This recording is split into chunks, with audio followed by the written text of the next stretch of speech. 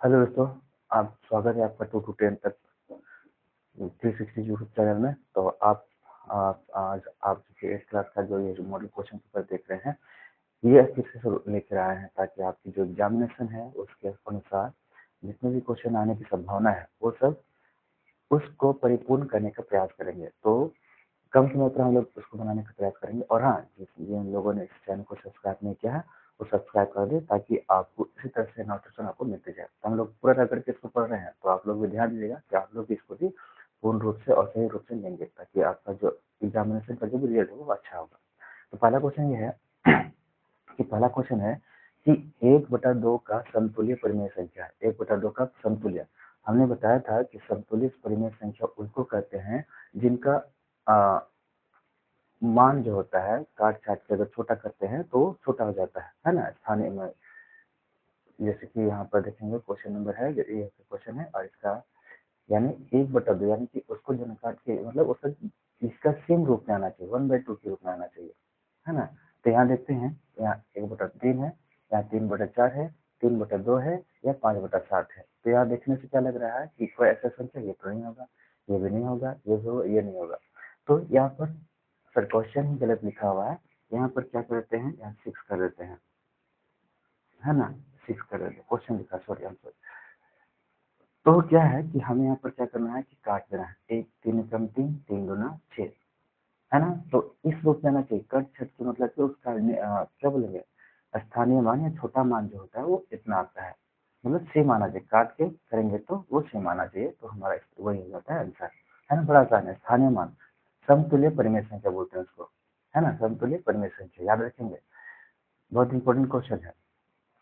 -9 का योज्य प्रतिलोम क्या है? तो -9 का योज्य प्रतिलोम क्या है? तो -9 का योज्य प्रतिलोम क्या हो जाता है? 9 हो जाता है।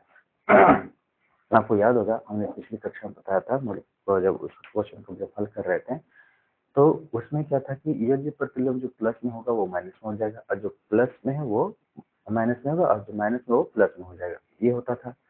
तो ये है योज्य प्रतिलोम, है ना। इसी के समान एक और क्वेश्चन बनता है जिसको बोलते हैं गुणात्मक प्रतिलोम। गुणात्मक प्रतिलोम बताते हैं कि या व्युत्क्रम बोलते हैं। जैसे कि हमने बोलेंगे यहाँ का इसको देखते हैं, 1/3 है ना। 1/3 है, अगर हम इसका गुणात्मक प्रतिलोम लेंगे तो क्या होगा, 3/1 हो जाएगा। जस्ट उसका ऑपोजिट यानी अंश हर हो जाता है और हर अंश हो जाता है।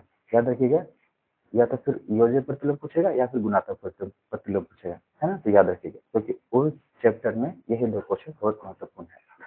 इसका नेक्स्ट क्वेश्चन है कि 4.5 का वर्ग होगा। वर्ग मतलब इसको कितना, मतलब 4.5, 4.5 इंटू 4.5। वर्ग मतलब वही होता है कि भुजा गुनी भुजा। तो ये जो उससे समझ आता है, या फिर इसको स्क्वायर करके कर भी करते हैं। तो कितना होगा, 90 तो होगा नहीं, छोटी संख्या है, तो यहाँ हो जाएगा। यहाँ इसमें और एक अच्छी बात है कि यहाँ पर ना दशमलव के हिसाब से हम देख सकते हैं कि कौन आंसर सही होगा, है ना। जैसे यहाँ पर कितना अंक दशमलव है, 1 अंक। यहाँ पे जो गुना करके देखते हैं 4.5 मल्टीप्लाई 4.5, तो यहाँ दशमलव का कितना अंक है, 1 अंक। यहाँ पे दशमलव का कितना है, 1 अंक है। तो यानी कि जो भी आंसर होगा उसमें दशमलव कितना अंकों के पहले लगना चाहिए, 2 अंकों के लगना चाहिए, 2 अंकों के पहले। तो यहाँ है दशमलव नहीं है, यहाँ है दशमलव, हाँ है, 2 अंक पर दशमलव है, ये सही हो जाएगा। यहाँ पे दशमलव तो है नहीं, यहाँ दशमलव है लेकिन 3 अंक के पहले। तो इसके अनुसार दशमलव के हिसाब से हमने इसको आंसर जांच कर लिया। अब गुना करेंगे ना तो 20-25 ही आएगा। लिखा हुआ है 81 का मान क्या होगा, रूट अंडर, है ना। वर्गमूल 81 का मान क्या होगा? तो 81 का कितना होता है, 99 81 होता है ना। तो डबल जीरो के लिए 1 जीरो, यानी कितना हो जाएगा, 90 हो जाएगा इसका आंसर, है ना। इसका क्वेश्चन है 5 लिखा हुआ, इनमें से कौन सी संख्या पूर्ण घन है? घन का मतलब होता है जिसका 3-3 जोड़ा मिले, यानी 3-3 का समूह बने, है ना। तो इनमें से कौन पूर्ण घन होगा? तो यहाँ देखो 3001, 3000 का गुणन, 3001 का गुणनखंड हो सकता है कोई संख्या से? नहीं हो सकता है। इतना बड़ा संख्या है ना, नहीं हो सकता। यहाँ पर 100 का डबल संख्या है, घनमूल बोला है, घनमूल में कितना संख्या कितना जीरो होना चाहिए, 3-3 जोड़ा, तो 3, ये भी नहीं होगा। तो इसका मतलब हमारा क्या हो जाएगा, ऑप्शन नंबर बी, 1000 जो है वो घनमूल होता है किसका, 10 का, है ना। 10 का घनमूल कितना, घन कितना होता है, 1000। फिर लिखा हुआ है 27, तो 27,000 का घनमूल क्या होगा? 27,000 का घनमूल क्या होगा? 27, 270, 30 या फिर कितना? 300 लिखा हुआ है। एक और बात याद रखेंगे, ये तो हमने याद किया होगा इसलिए हम फटाफट बता पा रहे हैं कि इतना इसका होता है, ये उतना होता है। लेकिन आप लोग को घनमूल भी याद ना हो, वर्गमूल भी ना याद हो, तो हमें क्या करना होगा? गुणनखंड विधि से अपनाना होगा। गुणनखंड विधि किसको बोलते हैं? जैसे कि हमने यहाँ 27 को दिया, नहीं 27,000 है ना? किससे जाएगा? 3 से जाएगा, 3 नमा 27, 3 0, फिर किससे जाएगा? 3 से जाएगा, 3 दिया 9, है ना? फिर से किससे जाएगा? 3 एकम 3, है ना? और फिर ये जो किससे जाएगा? 10 से कर देते हैं, 10 देंगे, 10 देंगे 100, और फिर 10 से करते हैं 10 बार में। तो यहाँ 3 से कितना मिला? एक 3 निकला, और 10 से कितना लिखा? यानी कि 3 गुना 10, तो कितना हो जाएगा? 3 देंगे 30, इस तरह से, है ना? 3 का जोड़ा बनाना है। और संभव याद रखिएगा, जब भी आप गुणनखंड कर रहे हो ना, तो अभाज्य गुणन करना चाहिए। और अभाज्य गुणन किसको तो बोलते हैं? वैसी संख्या जो किसी का टेबल में नहीं जाता है, उसको हम लोग अभाज्य संख्या कहते हैं। जैसे कि 1, 2, 3, 5, 7, है ना? ये सब अभाज्य संख्या है। तो अभाज्य गुणनखंड करने का प्रयास कीजिएगा, अन्यथा कहीं ना कहीं दिक्कत हो जाएगा, है ना? तो ये है। अब क्वेश्चन है कि 1024 इनमें से किसके बराबर है? 1024 किसके बराबर है? तो हमें इसके लिए हमें क्या करना है? गुणनखंड करना होगा। 1024 किससे जाएगा? 2 से, 2 पचे 10, 2 एकम 2, 2 दूनी 4, फिर 2 से करते हैं, 2 दूनी 4, एक बचेगा उसको दिए तो 11 हुआ, 2 पचे 10, फिर 12 हुआ, 2 छः 12, फिर 2 से करते हैं, 2 एकम 2, 2 दूनी 4, 2 छः 16, फिर 2 से करते हैं, 2 छः 12, 2 चौके 8, फिर 2 से करते हैं, 2 तिया 6, 2 दूनी 4, फिर 32 को इधर लिखते हैं, है ना? स्पेस में तो उधर ले गए इसलिए।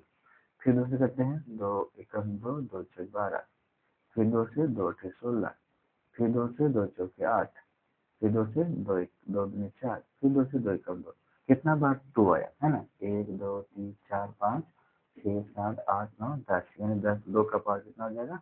10 हो जाएगा, है ना? कोई भी संख्या इसमें बोलेगा ना, इस तरह से क्वेश्चन आएगा, तो हमें उसको क्या करना होगा? अभाज्य गुणनखंड करना होगा, तभी इसका आंसर सही रूप में आता है। इसका आंसर क्या है कि 7 का पावर 5 भागा 7 का पावर 2 बराबर है, ये किसके बराबर होगा? एक चीज आपको याद रखना होगा कि जैसे कि हमने इसको देखा है, इसको दिखा देता हूँ, क्या दे रहे हैं?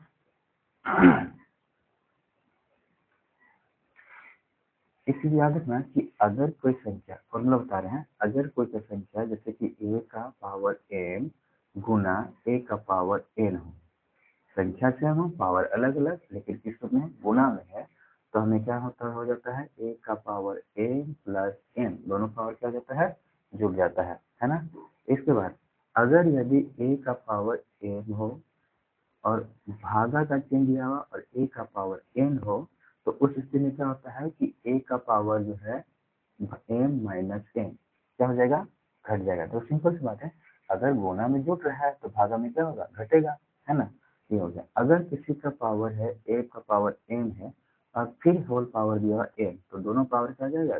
गुना हो जाएगा, m गुना n, है ना? और एक चीज और याद रखना कि कोई भी संख्या अगर उसका पावर 0 है, तो समझो उसका मान कितना आता है? 1 आता है। तो हमें क्या करना? भागा दिया है, तो ये फॉर्मूला नंबर 2 से नाम मान आएगा। तो 7 का पावर 5 भागा 7 का पावर 2, तो घट जाएगा, तो 7 का पावर 5 घटा 2 हो जाएगा, ऑप्शन सी हो जाएगा, है ना? 9 क्वेश्चन नंबर है -2xy का संख्यात्मक गुणांक क्या है? -2xy का संख्यात्मक गुणांक क्या है ना? देखने से बड़ा टफ लग रहा है, लेकिन क्या है ना कि हमें इस शब्द को ध्यान रखना होगा, है ना? ये शब्द है संख्यात्मक गुणांक। संख्या कितना है? 2 है। किससे किया है? -2 से है ना? याद रखिएगा, सिर्फ 2 नहीं है, 2 के आगे जो चिन्ह लगा हुआ रहेगा उस पर भी ध्यान दीजिएगा, अन्यथा क्या होगा ना कि आप लोग हमें 2 नजर है, 2 में टिक कर मार के आगे नहीं, चिन्ह भी साथ में लेकर चलना है, चिन्ह को नहीं छोड़ेंगे, चिन्ह छोड़िए तो गलत हो जाएगा। तो इसका ऑप्शन नंबर क्या हो जाएगा? बी हो जाएगा, -2। -2 क्या है? इसका संख्यात्मक गुणांक है, जो x y के साथ गुणा किया हुआ है ना? समझ में आ रहा है तो लाइक करो, सब्सक्राइब करो और कमेंट भी करो।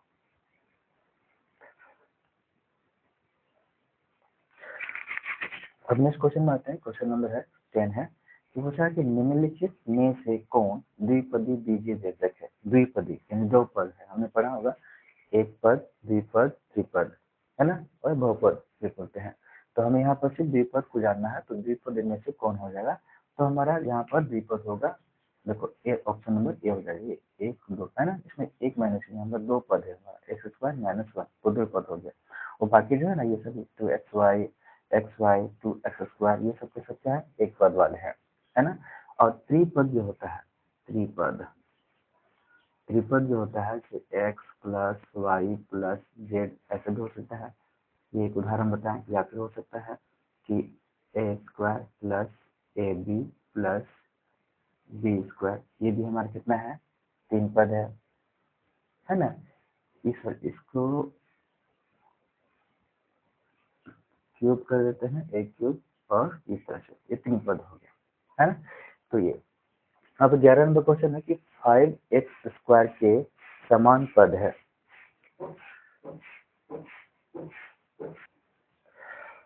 क्वेश्चन है 11 कि 5x स्क्वायर के समान पद है ना। थोड़ा सा लाइन कटा हुआ है इसलिए फ्लैश बैक से पढ़ा रहे हैं, देखिए कि क्या है ना। तो हमें सिर्फ संख्या नहीं देखना है, हमें संख्या को बिल्कुल नहीं देखना है कि वहाँ 5 हो, 7 हो, 8 हो, 9 कुछ भी हो सकता है। लेकिन एक बात इसमें याद रखना है, इसमें क्या है कि चर संख्या का ध्यान देना, चर संख्या। तो यहाँ पर देखिए, यहाँ पर कितना है, एक्स स्क्वायर है ना। एक्स स्क्वायर है तो कहीं एक्स स्क्वायर है, तो हाँ है यहाँ पर ऑप्शन नंबर बी में, तो यानी ऑप्शन नंबर बी हो गया हमारा सही। ये 5x स्क्वायर के समान कौन हो जाएगा, -7x स्क्वायर। हमें संख्या को नहीं देखना है, सिर्फ इसका देना है, चर संख्या को देना है, मिलान करना है कि कौन समान है ना। अब आते हैं 12 नंबर क्वेश्चन में कि 3x प्लस 9 का गुणनखंड क्या होगा, है ना। गुणनखंड क्या होगा, तो गुणनखंड करने के लिए देखना होगा कि कौन है, मतलब इन दोनों का मतलब तीन एक्स और 9 में कॉमन क्या है, तो इसमें जो कॉमन क्या हो जाएगा, 3 हो जाता है। ऐसे भी कर सकते हैं कि 3 और 9 तीन का पारा में दोनों आता है, 3 का पारा में आता है, 3 का पारा में सब में 3 बाहर है, तो ठीक है। तो यहाँ 3 बार, यहाँ 3 देखेंगे, अगर बाहर वाली संख्या को गुना कर अंदर वाली संख्या से गुना करेंगे तो ये आना चाहिए। देखते हैं 3 और x 3x आया, 3 9 27 हो जाएगा, गलत है। इसमें देखते हैं 3 और x 3x आया और 3 3 9 हो गया, यानी ऑप्शन नंबर क्या हो जाएगा, बी सही हो जाएगा, है ना। आपको अगर कॉमन लेना नहीं आ रहा है तो हमें ऑप्शन के अनुसार से भी क्या कर सकते हैं, आंसर निकाल सकते हैं। या तो फिर आप ऐसे ही भी कर सकते हैं, 3 एकम 3 और 3 3 9, 3 बाहर कॉमन और x प्लस 3 बार अंदर हो जाएगा, है ना। और नहीं आता है हाँ गुणनखंड करने या फिर इसको ऑप्शन कॉमन लेने, तो हमें क्या करना होगा, ऑप्शन के अनुसार देखेंगे कि इन दोनों गुना करने पर ऊपर वाला आता है या नहीं आता है ना। आसान है। लिखा हुआ है कि सार्वगुणनखंड क्या है। सार्वगुणनखंड मतलब होता है कि ए सी ए स्क्वायर सी, ये जो दोनों में, इन तीनों में ऐसा कौन सा चर संख्या जो तीनों में है।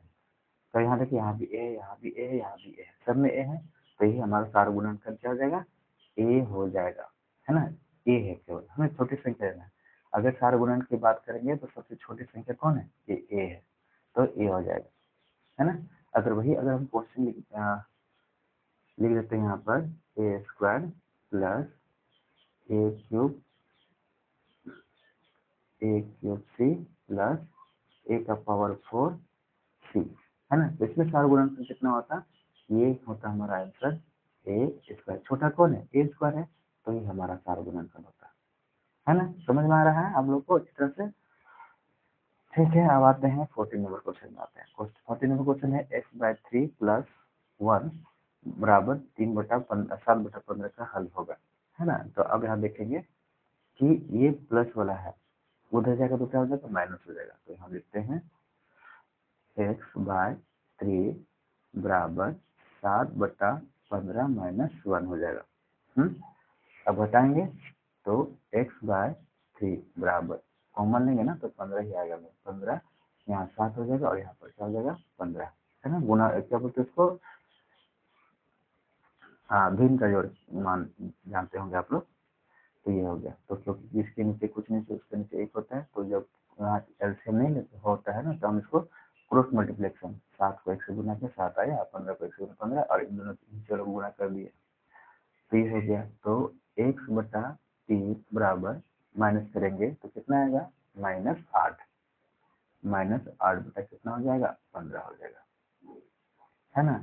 अब ये देखिए 3 और 15 दोनों करता है, 3 कम 3, 3 बचे 15, यानी -8 बटा 5, है ना, इस तरह से।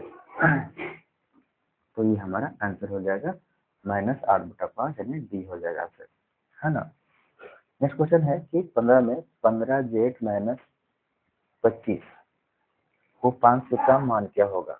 तो हमें क्या करना है कि इसका पहले कॉमन लेना होगा, है ना, कि किसका पारा में दोनों आता है, 5 का पारा में 1 दोनों आता है, तो 5 बाहर 15 बचेगा, 3 जेड माइनस, और यहाँ कितना हो जाएगा 5, है ना, गुना करके रखें, 5 या 15 जेड, 5 बचे 25। अब नीचे कितना, भागा का मतलब क्या होता है, नीचे 5 नीचे लिखेंगे, और ये 5 और ये 5 कट गया, बचा कौन, 3 जेड माइनस 5, तो 3 जेड माइनस 5 कहाँ है, देखिए ऑप्शन नंबर डी, है ना, तो ऑप्शन नंबर डी हो जाएगा हमारा सही, है ना, आसान है।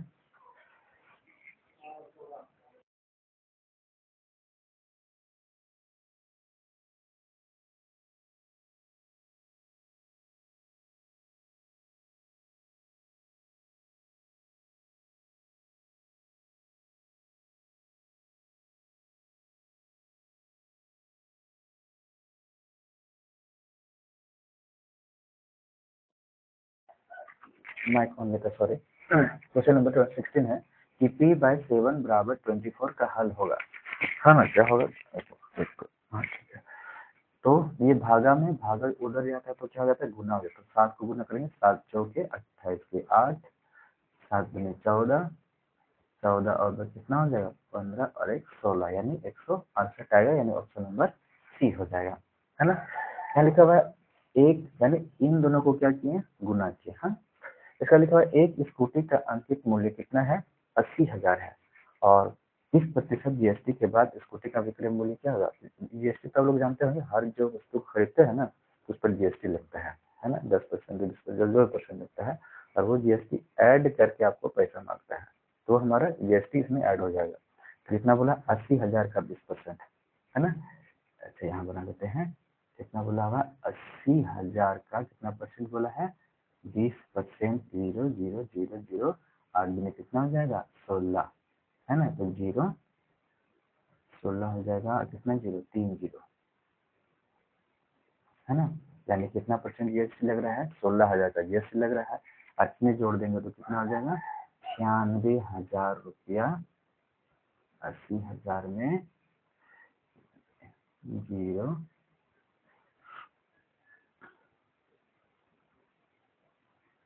है ना, कितना 1000 रुपया लगेगा, 96,000 रुपया है कहीं, हाँ है, ऑप्शन नंबर डी हो जाएगा 96,000, है ना, ये हो गया।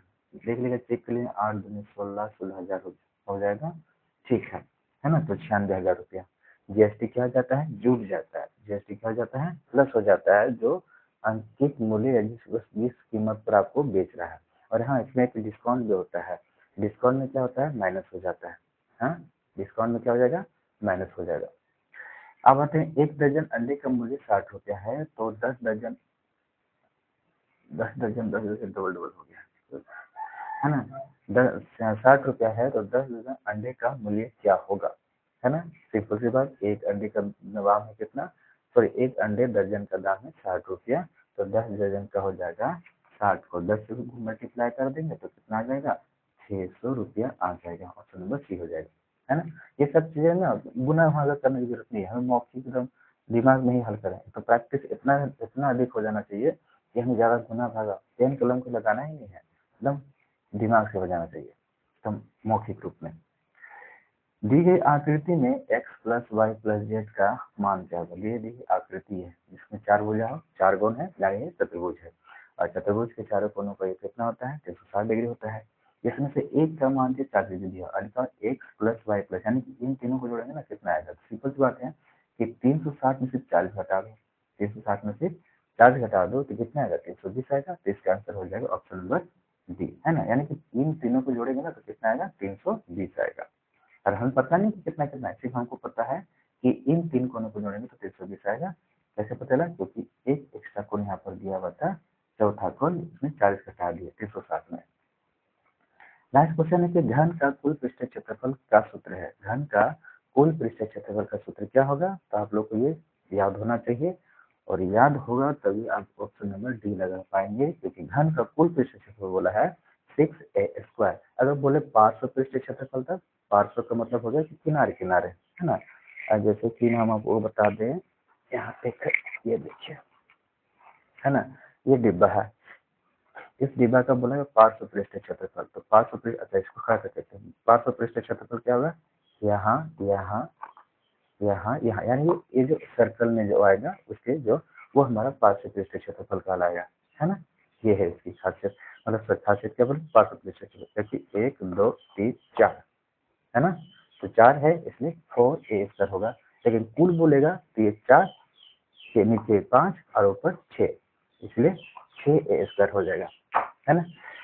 तो मैं ऐसा करता हूँ कि आप लोग को पूरी तरह से अच्छा से सीख गए होंगे, और जितने भी ज्ञान देने का मेरी क्षमता थी आप लोग को उतना दे दिया हूँ, और आप लोग भी ग्रहण कर लिया ताकि आपका अच्छे से अच्छे नंबर आ जाए, है ना। Thank you.